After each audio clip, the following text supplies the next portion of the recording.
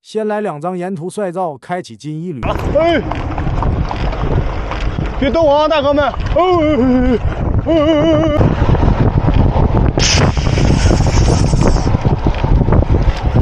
后轮没气儿了啊！你后轮没气儿了，你没听见吗？没有，假的。那拉提相对独库这几个停留的地方，物价和繁华度算是比较好的，比较亲民一点，但也是会比普通的地方贵，住宿会好一些。拜拜。哎呦，又堵牛了，我靠！门儿，门儿，门儿！长得帅就是不好。幸亏我穿。你看招风一叠的。吸个管。今天那个好吃，今天那个好喝。今天那个这个也好吃。我操！彪马。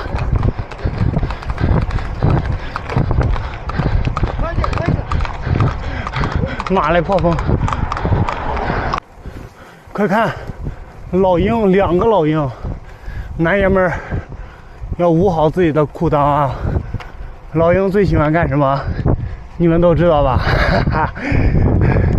怎么还不到头啊？我靠！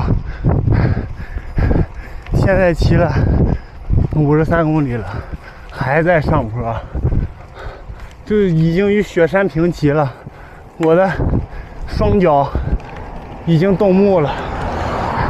昨天下雨，鞋套没干，我就没穿。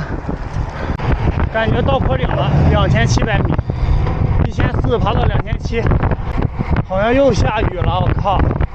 现在温度5度，正前方就是雪山，还有大雾。又不敢下快了，5度还能坚持，下雪真是骑不了。一阵缓下坡，一直50多干。这是正八经堵羊了。来，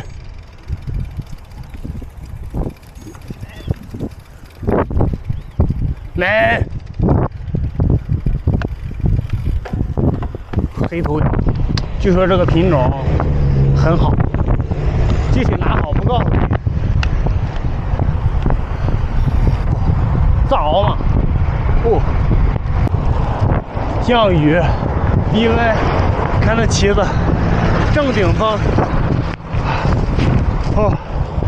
现在胳膊都已经冻麻了，嘴现在说话也不利索了，脚早就麻了，腿也麻了。到达巴音布鲁克，80公里。好漂亮。